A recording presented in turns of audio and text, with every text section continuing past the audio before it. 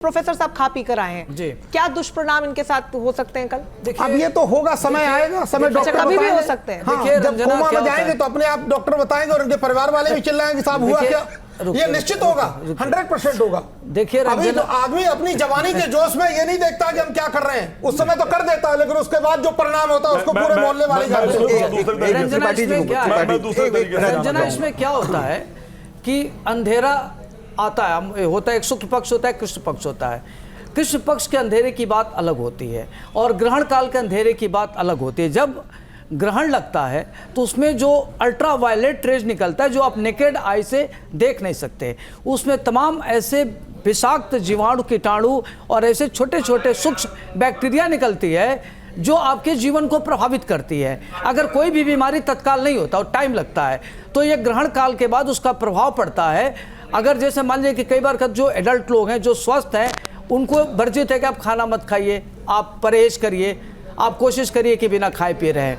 उसी में कई बार देखा गया कि अगर कोई रोगी व्यक्ति है, उनको कहा गया कि आप खाना खाइए, वो करिए। उसके लिए ये है कि उसमें कूसा डाल दीजिए, तुलसी पत्ता डाल दीजिए, ताकि वो एंटीबैक्टीरियल हो जाए, उसमें फंगस ना लगे, तब आप कर सकते हैं। तो उसका एक अलग बात होती है। और जब भी ग्रहण लगता है तो उसमें ऐसी बैक्टीरिया आती है जो लाज बीमारी देती है। जी ठीक है, राज मिश्रा जी आप कुछ कहना चाहते हैं? प्रोफेसर साहब का जवाब इस पे लेंगे। सबसे पहले ये अलग विषय है।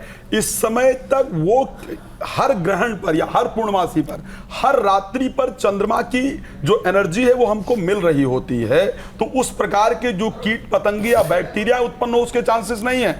ग्रहण के समय सूर्य की ऊर्जा उस प्रकार हमें नहीं मिल रही होती है, धुंधलापन आता है और इसको साइंस भी स्वीकार करता है। मैं जो बात बता रहा हूं प्रॉपर साइंटिफिक ही बता रहा हूं।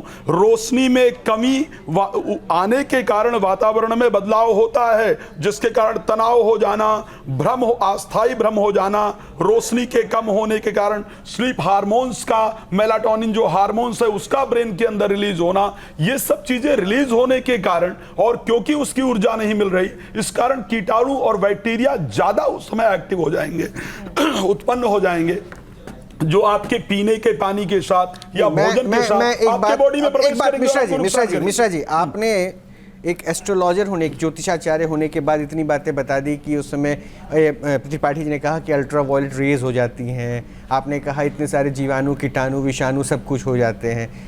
संजीव जी ने तो सीधा सीधा कह दिया कि पाप है और इसका फल चुका। नहीं, मैं प्रैक्टिकल ग्राउंड पे बात, एक सेकंड, इतनी सारी बातें आपने कह दी, लेकिन जो साइंस को पढ़ रहा है, साइंस की थ्योरीज के साथ लोगों को जोड़ रहा है, प्रोफेसर साहब ये प्रश्न आपसे है, क्या आपको ये नहीं समझ में आ पा रही है कि ये अल्ट्रा वायलेट रेज हार्मफुल होगा इसलिए पानी नहीं पीना है? क्या आप लोगों ने अध्ययन नहीं किया कि इस दौरान जीवाणु, कीटाणु, विषाणु, जिसको अभी मिश्रा जी बहुत ब्रीफ कर रहे थे, वो ज़्यादा बढ़ जाता है इसलिए खाना नहीं खाना चाहिए? आप तो कह रहे हैं कि everything is fine, go ahead. देखिए, ये चंद्र ग्रहण है, ये सूर्य ग्रहण से अलग है।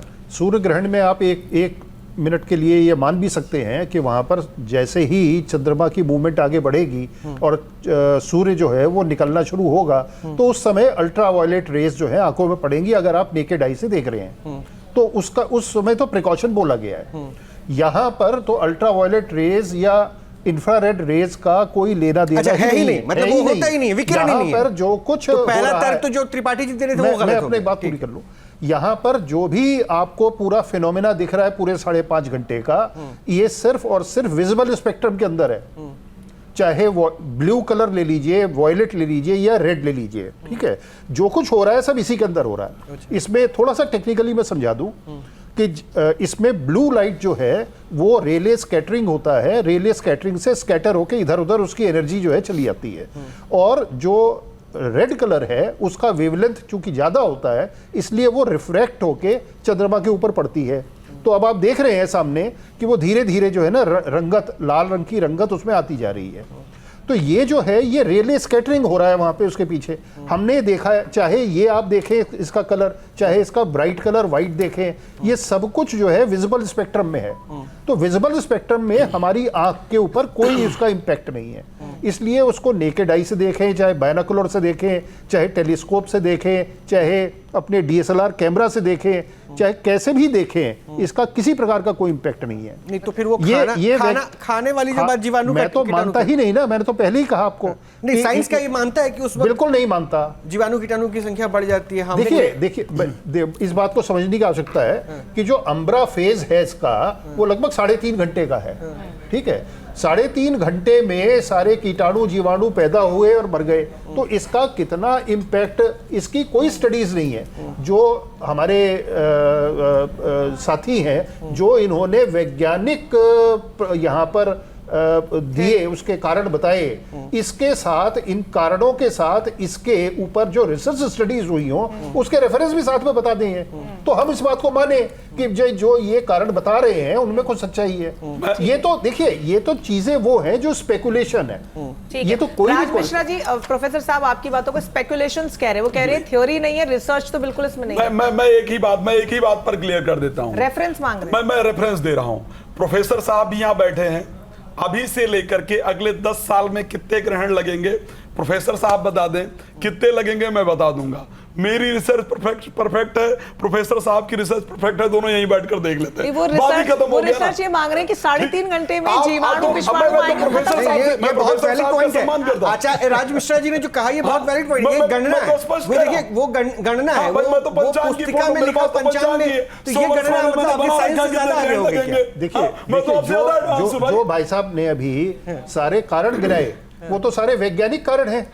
तो वैज्ञानिक कारण का रेफरेंस है पंचांग में। ज्योतिष तो विज्ञान को मानता है, ज्योतिष विज्ञान को मानता है। दादा, जो ग्रहण आपको कितने दिन पहले पता चला कि आज ग्रहण है? कितने दिन पहले पता? आप इसरो की वेबसाइट पे जाके देखिए। इसरो कितने दिन पहले बना, मैं नासा कितने दिन पहले बना, मैं उसकी बात कर रहा हूं। ज्योतिष तो जब से प्रकृति तब से बना हुआ है। मैंने देखिए, आप दो चीजों को मिक्स कर रहे हैं। आप जो है दो चीजों को मिक्स कर रहे हैं। मैंने पहले बोला कि जो आप साइट कर रहे हैं अपनी बात, वो गणित ज्योतिष है, वो कैलकुलेशन है। कैलकुलेशन को मैं बिल्कुल चैलेंज नहीं कर रहा। यही बताना चाहता हूं। मैं कैलकुलेशन को, आपकी पंचांग की, सुनिए, आप बात नहीं समझ रहे। आप पंचांग की कैलकुलेशन को मैं बिल्कुल भी चैलेंज नहीं कर रहा हूं। ठीक है, मैं 100% मानता हूं कि जो आपके पंचांग में लिखा है, जो टाइम कैलकुलेशन लिखी है, बिल्कुल सही। ओके प्रोफेसर साहब, चलिए मेरी समस्या उसके इंटरप्रिटेशन से है। जो आपने इसको इंटरप्रेट करके जो ये माहौल बनाया कि भाई इससे ये हो जाएगा, वो हो जाएगा, मेरी आपत्ति उससे है। मेरी आपत्ति उसके कैलकुलेशन से नहीं है। ठीक है, प्रोफेसर साहब ये बोल रहे हैं कि आपने जो बोला जीवाणु विषाणु कीटाणु सब आ जाएंगे, क्या ये 3.5 घंटे आएंगे और फिर चले जाएंगे? आपको क्या लगता है? नहीं, वो उसी का रेफरेंस मांग रहे हैं आपसे। कोई भी बैक्टीरिया, एक बात बताइए, किसी खाने को खराब होने में कितना टाइम लगता है भाई? गर्मी में भोजन कितने टाइम में खराब होता है, ठंडी में कितने टाइम में होता है? आप ही मुझे क्लियर कर दीजिए। क्या जितनी देर में ठंडी में भोजन खराब होता है, उतनी देर में ही गर्मी में होता है? नहीं, वो तो सब फ्रिज में आजकल रखते हैं भोजन। अब फ्रिज में तो आप कुछ भी रख लीजिए ना, तो खराब नहीं होगा। आज के दिन तो फ्रिज में हम भी एसी में लेटे रहेंगे भाई। फ्रिज की बात, हम भी एसी में लेटे रहेंगे। अब सुन लीजिए, अब आप लेटे रहिए। एक बात और बता दूं, अब ये कहा जा रहा है जी मैं बिस्किट खा करके आया हूं, मैं चाय पी के रहा हूं, फर्क नहीं पड़ेगा। अरे भाई साहब, कोविड हुआ, बहुत लोगों को फर्क नहीं पड़ा, बहुत लोग निकल लिए। ठीक है, तो इम्पोर्टेंट ये फर्क तो पड़ेगा। सबसे पहली ये बात है कि पड़ता है या नहीं पड़ता, भगवान करे आप पर ना पड़े, ये मैं प्रार्थना करता हूं। अब एक बात और, फलादेश पर आ जाते हैं। आप सोचिए, समुद्र के अंदर जो ज्वार भाटा आता है, वो चंद्रमा की कला के ऊपर आता है या नहीं आता? क्यों पूर्णमासी को आता है? मानते हैं नहीं मानते? के दिन आता है। हमारे शरीर के अंदर हमारे ज्योतिषियों ने देखिए कितना बढ़िया साइंस लगाया था। आज मुझे समझ नहीं आता कि हमारा जो आज का विज्ञान है, मैं भारतीय विज्ञान की शायद बात कर रहा हूं, हमारे कुछ साइंटिस्ट जो हैं वो धर्म को विज्ञान से अलग करने का प्रयास करते हैं, लेकिन मैं बार बार कहता हूं कि धर्म विज्ञान ही है और कुछ नहीं है। इसको साथ लेकर के चलिए तो शायद अभी तक हम बहुत कुछ कर चुके होंगे। मैं 30 सेकंड चाहूंगा। आप सोचिए, हमारे शरीर के अंदर 75% पानी है, हम सब लोग मानते हैं, लेकिन ब्रेन में 75 to 80% पानी है। जो चंद्रमा समुद्र को प्रभावित कर सकता है और जगह को नहीं प्रभावित करता है बिकॉज ऑफ वाटर, क्या वो मेरे ब्रेन में जहां सबसे अधिक पानी है, क्या वो उसको प्रभावित नहीं कर सकता है? इसीलिए ज्योतिष में चंद्रमा को मन का कारक कहा गया है। सोचिए कितनी बड़ी रिसर्च थी, लेकिन उसको आप कह रहे हैं आप मैं फलादेश को मानूंगा ही नहीं। तो भाई जो चंद्रमा की परिस्थिति है वो क्या मानव के मन को प्रभावित नहीं करेगी अगर उस समुद्र को प्रभावित? जहां भक्ति है हर शब्द में, कथाओं में छुपे हैं दिव्य रहस्य और ज्योतिष देता है जीवन को दिशा। धर्म से जुड़ी हर बातों को जानने के लिए हमारे चैनल स्तुति को सब्सक्राइब करें। चैनल पर जाने के लिए इस लिंक पर क्लिक करें।